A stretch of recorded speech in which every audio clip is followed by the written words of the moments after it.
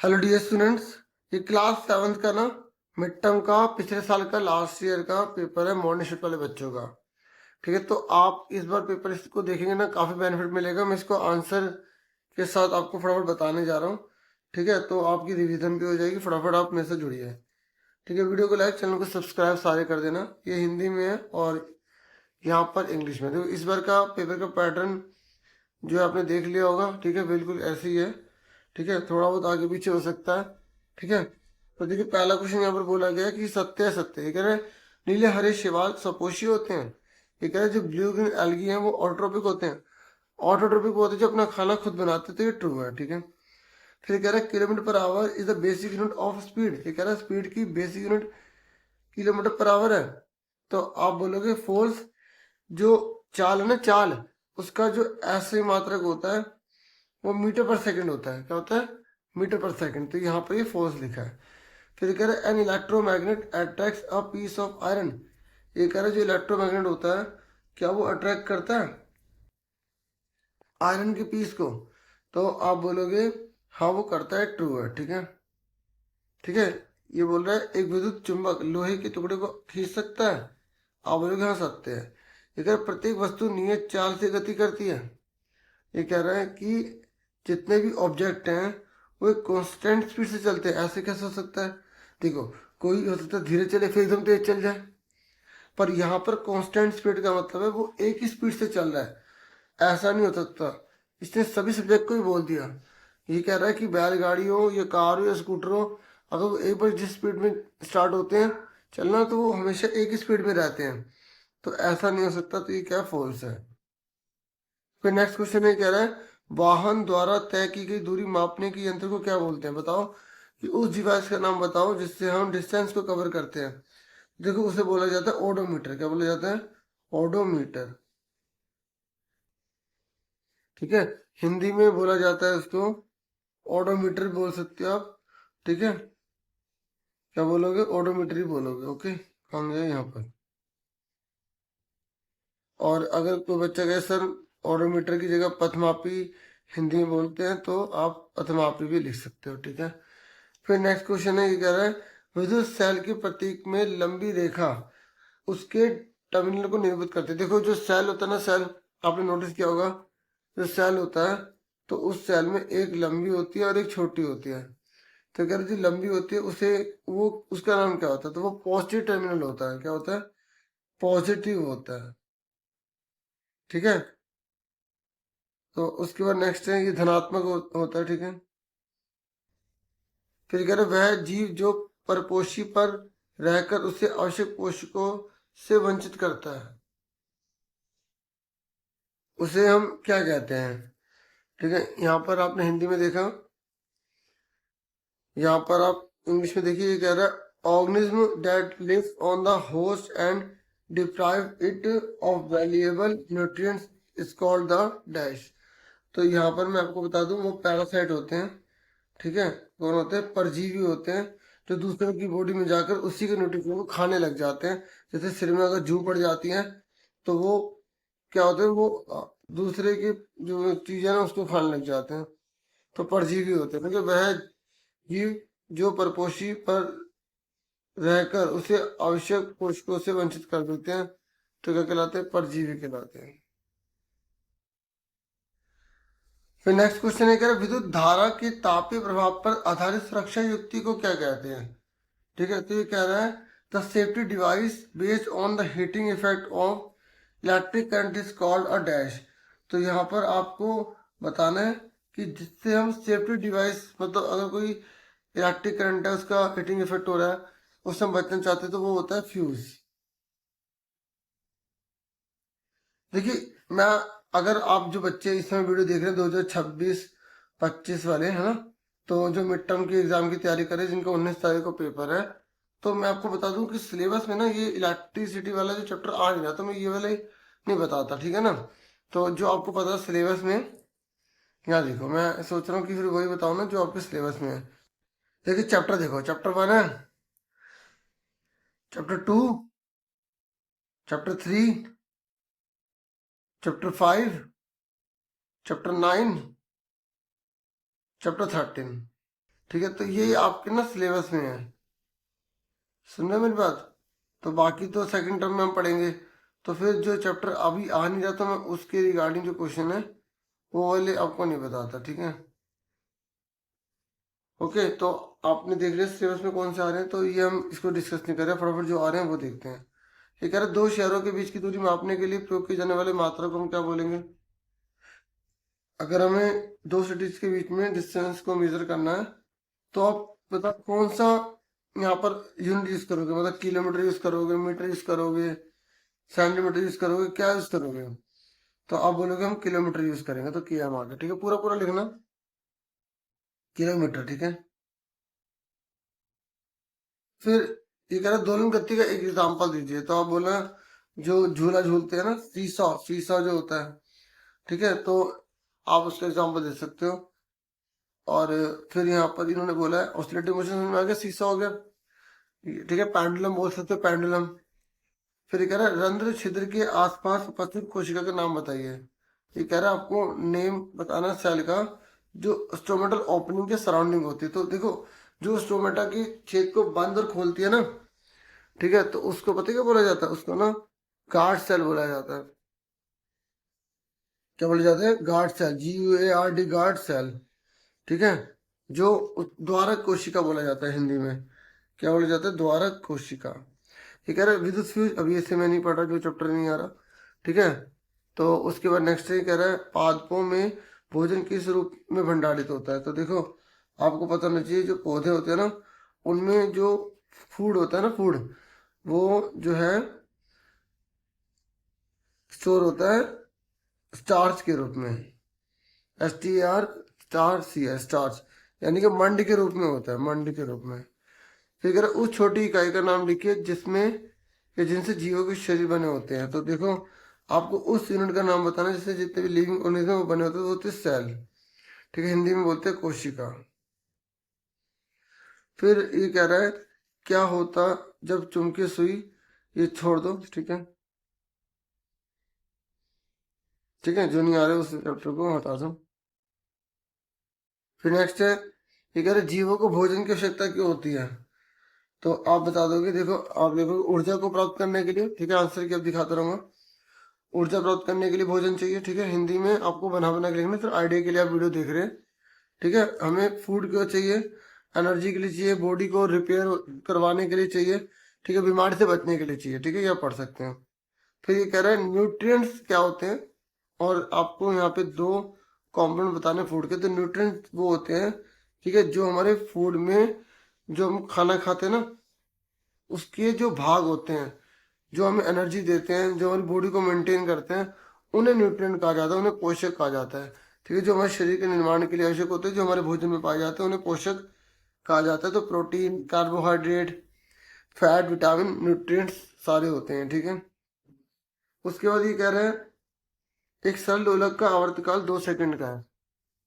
अगर 18 दोलन में लगने वाले समय को आपको बताना है। देखो, एक लोलक 2 सेकंड का है, तो 18 दोलन कितने सेकंड के हुए, 36 के हुए ना, सिंपल सी बात है, ठीक है। ये कह रहा है टाइम पीरियड जो है वो एक पेंडुलम में 2 सेकंड का लगता है। तो आपसे पूछ रहा है कि भाई आप ये बता दो कि भाई 18 में कितना लगेगा, जब एक में 2 लग रहा है तो 18 में कितना लगेगा, 36, ठीक है। तो ये आंसर आगे देख सकते हो आप।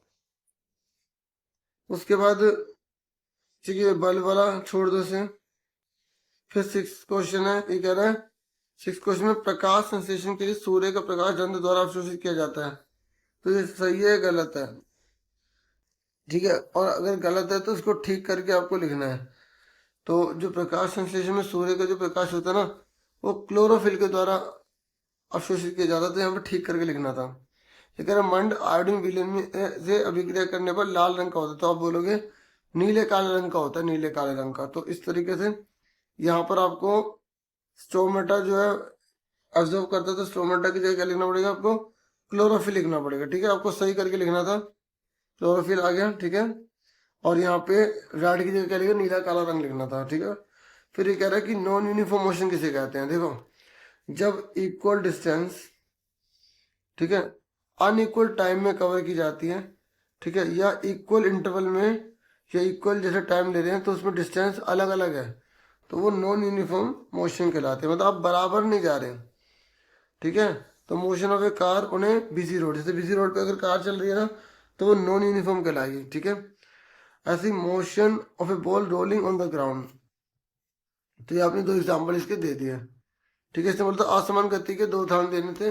तो अब ना भीड़ में अगर कोई कार जा रही है, ठीक है, और एक बॉल है, ठीक है, वो उछल कूद रही है, तो ये क्या हो गया, असमान गति हो गई। तो इसमें क्या, तो बराबर अगर दूरी है ना वो बराबर समय में तय नहीं कर पा रहे आप, या बराबर समय है उसमें बराबर दूरी आप कवर नहीं कर पा रहे, कभी दूरी बढ़ रही है कभी घट रही है, तो वो असमान गति में आ जाएगा। तो दोलन गति की परिभाषा देना आपको। तो दोलन गति का मैंने आपको बताया था कि जो पेंडुलम है जैसे, ठीक है, तो आप बोलोगे जो मोशन है एक फिक्स टाइम के बाद रिपीट होता रहता है ना, बोलोगे एक निश्चित समय अंतराल के बाद गति जो है वो बार बार हमें दिखाई देती है, तो वो क्या कहलाता है, दोलन गति कहलाती है, ठीक है। इंग्लिश में तो अवेलेबल है, हिंदी में मैं समझाया जा रहा हूँ, वो देखते रहना।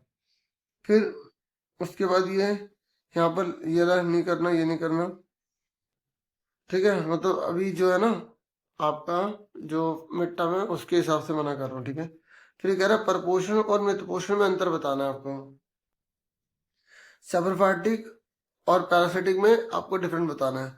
देखो आप बता दोगे कि ये जो पैरासिटिक होते हैं ना ये दूसरी बॉडी में जाकर रहते हैं, ठीक है, परजीवी होते हैं, ठीक है, जो दूसरी की बॉडी में जाकर उनसे पोषक तत्व ग्रहण करते हैं। और जो सैप्रोफाइटिक होते हैं ये क्या करते हैं, ये मरे हुए जो जीव होते हैं ना उनकी बॉडी से न्यूट्रिशन को गेट करते हैं। ये मरी हुई चीज़ों से लेते हैं, जिंदा से लेते हैं, ठीक है। देखो लिविंग है और ये डिकेइंग है। इसका कसकटा एग्जाम्पल हो जाएगा, इसका फंगी हो जाएगा, ठीक है। अमरबेल हो जाएगा इसका एग्जाम्पल, और इसका जो है फंगी आप बता सकते हो फंजाई, ठीक है।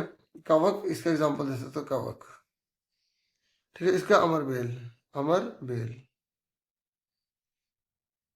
ठीक है। ये कह रहा है यदि कीटभक्षी पादप हरे रंग का होता है तथा प्रकाश संश्लेषण करता है तो ये कीटों का भक्षण क्यों करता है। ये कह रहा है जो पौधे नहीं होते, आपने बुक में देखा होगा, इंसेक्टिवर्स प्लांट होते हैं या पीछे प्लांट होते हैं, वो कह रहे हैं कि वो जब फोटोसिंथेसिस का भी काम करता है तो वो कीड़े मकोड़ों को खाता है। और आपको दो इस प्रकार के नाम बताने हैं, ठीक है, और जिसमें नाइट्रोजन होता है।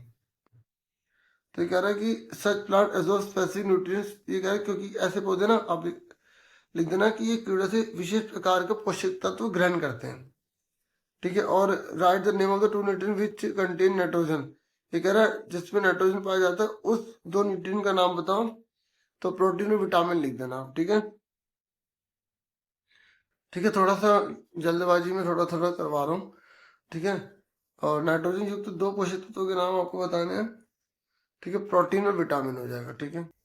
ये कह रहा है सुरेश 1 घंटे में 70 किलोमीटर की दूरी तय करता है और यही दूरी रमेश 2 घंटे में तय कर लेता है।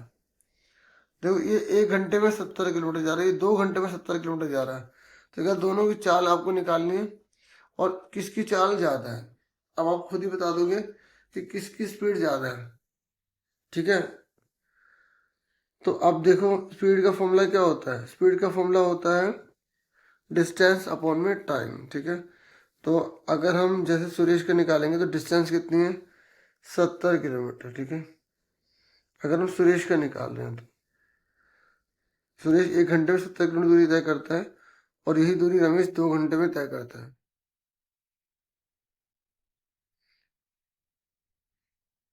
तो 70 को 1 से डिवाइड करेंगे, ठीक है। 70 किलोमीटर डिस्टेंस है, टाइम 1 घंटा है, तो कितना आ गया इसका, 70 आ गया स्पीड इसकी, 70 किलोमीटर पर आवर आ गई, ठीक है। और इसकी निकालो डिस्टेंस कितनी दे रखी है, 70 ही है, लेकिन टाइम कितना है 2, तो इसे काटेंगे तो 35 किलोमीटर पर आवर। 1 घंटे में 35 किलोमीटर जाता है, ठीक है। तो स्पीड किसकी ज़्यादा हुई, सुरेश की हुई, ठीक है। अब इन्होंने अपने तरीके से यहाँ पे लिखा है, आपको जो मैंने समझाया वैसे आप करना, ठीक है। समझ में आ गया क्वेश्चन क्या था, सुरेश 70 किलोमीटर 1 घंटे में जा रहा है जबकि रमेश 2 घंटे में 70 किलोमीटर जा रहा है, तो ये किलोमीटर सिर्फ 35 किलोमीटर जा रहा है ना, तो इसका मतलब स्पीड जा रहा है किसकी, सुरेश की, ठीक है। तो इस तरीके से आपको निकालना था। फिर नेक्स्ट क्वेश्चन ये कह रहे एक उदाहरण के साथ सहजीवी संबंध को बताइए। देखो ये क्वेश्चन ना काफी इंपॉर्टेंट है। सिम्बायोटिक रिलेशनशिप, दो आपको यहाँ पे एक एग्जांपल आपको देना है, तो आप यहाँ पे एग्जांपल दे देना लाइकेन का। किसका दे देना? लाइकेन का, क्योंकि फंगी और जो एल्गी है ना, दोनों मिलके एक दूसरे की लाइफ को पॉसिबल बनाते हैं, एक दूसरे से न्यूट्रिएंट्स आपस में शेयर कर लेते हैं। तो ये आप नोट कर सकते हैं। हिंदी वाले मैं आपको बता दूं कि सहजीवी जो संबंध है, बहुत बड़ा क्वेश्चन है, इसको कर लेना। लाइकेन इसका उदाहरण है। सहजीवी संबंध बना लेते हैं, एक दूसरे के जो पोषक तत्व होते हैं वो आपस में एक दूसरे से ग्रहण कर लेते हैं, एक दूसरे को लाभ प्रदान करते हैं। ठीक है, क्या होता है यदि पृथ्वी पर पौधे ना होते तो बोलोगे जीवन ही समाप्त हो जाता। बाकी आप इसको बना बना के लिखोगे। ठीक है, फोटोसिंथेसिस नहीं हो पाता, थोड़ा लंबे तरीके से बताओगे ना। ठीक है, क्योंकि बड़ा क्वेश्चन है। फिर देखो ये क्वेश्चन आया यहाँ पर आपको मैचिंग करने के लिए आया है। ठीक है, मैचिंग करने के लिए तो देखो ये कह रहा है एक समान गति इसमें से किस में होगी? एक समान गति। ठीक है, कांस्टेंट स्पीड किस में होगी? ये लिखा। दूर समय आरेख में सीधा रेखा प्राप्त होना। देखो मैं आपको बता दूं, जब एक समान गति होती है ना तो बिल्कुल स्ट्रेट लाइन बनती है।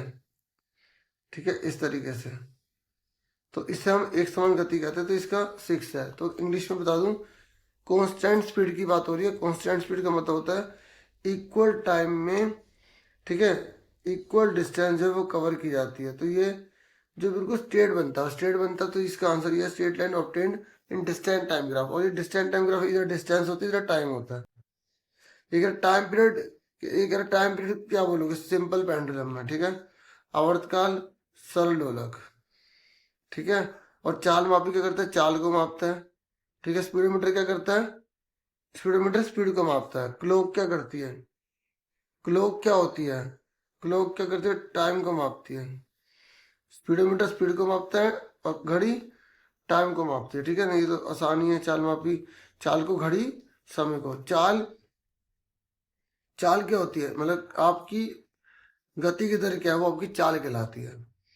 ठीक है, स्पीड क्या कहलाती है? आपकी आपकी जो डिस्टेंस है ना वो कवर पर यूनिट में कितनी हुई है उससे बोलते हैं टाइम में। और सर्कुलर मोशन जैसे मैरी गो राउंड हो गया। ठीक है, तो देखो आगे पूछा था ना, तो यहाँ पर हमें इससे आंसर मिल गया। तो इसलिए कई बार पेपर जब लेंथी होता है तो कई चीज़ें हमें एक दूसरे में मिल जाती हैं। अब जब ये ना पैसेज वगैरह है तो ये तो आपको करना नहीं है, टर्मिनल वाला। ठीक है, तो इसको तो छोड़ ही दो। 14 पैसेज है, तो इसमें बोला निम्नलिखित में से कौन सा औषधीय पौधा है? तो ये सारे औषधीय पौधे हैं। देखो यहाँ पे मेडिसिनल प्लांट पूछ रहा है, तो तीनों आते ऑल ऑफ द अबव हो गया। ये कह रहा है पौधे किस प्रक्रिया द्वारा ऑक्सीजन गैस का निर्माण करते हैं? तो प्रकाश संश्लेषण से करते हैं।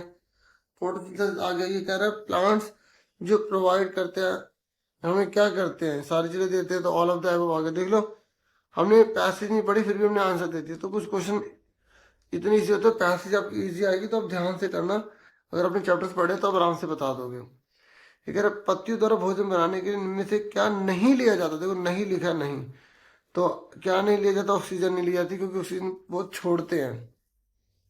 ठीक है, उसके बाद यहाँ पे एक और पैसेज है, तो इसको अच्छे से कर लो। ये कह रहा है कि जो चाल है ना, चाल जो यहाँ पे आपको स्पीड दे रही है, इसका फॉर्मूला क्या होता है? तो अगर आप सारे देखोगे तो हो सकता है एकदम भूल जाओ। तो सीधा बिना देखे पहले फॉर्मूला लिख दो, डिस्टेंस अपॉन टाइम, मैच कर लो कौन सा सही है, ये आंसर आएगा। ठीक है, इस तरीके से कर ला करो। फिर देखो नेक्स्ट है, कह रहा है एक समान गति कब होगी? देखो समान गति तब होगी जब बराबर दूरी बराबर समय में तय की जाती है, तो वस्तु नियत चाल से गति करती है। तो ठीक है, तो इसका आंसर क्या? जो object moves with a constant speed, तो ए आएगा ए। ठीक है, ये कह रहा है आपको कैलकुलेट करना है स्पीड को। देखो यहाँ पे आपको डिस्टेंस दे रही है 50 मीटर, टाइम दे रही है 10 सेकेंड। ठीक है, तो आपको यहाँ पे डिस्टेंस दे रखी है 50 मीटर, टाइम दे रखी है 10 सेकेंड। तो स्पीड निकाले, तो स्पीड का फॉर्मूला क्या होता है? Distance upon time. तो डिस्टेंस 50 है, टाइम कितना दे रखा है 10, तो 0 0 करके तो 5 आ गया। तो 5 मीटर पर सेकंड आ गया। देखो फॉर्मूला आपको याद है तो आराम से कर लो। फिर नेक्स्ट है ये कि आपको पता लगाना है कि आदि एक वस्तु 60 किलोमीटर आवर की चाल से 2 घंटे में गंतव्य स्थान पर पहुंच जाता है, तो दूरी निकालनी है। तो यहाँ पर आपको डिस्टेंस निकालने, तो डिस्टेंस का फॉर्मूला क्या होता है? स्पीड इंटू टाइम होता है। तो स्पीड कितनी दे रखी है हमें? स्पीड दे रखी है 60, टाइम कितना दे रखा है 2, तो मल्टीप्लाई कर दो, कितना आ गया? 120 आ गया।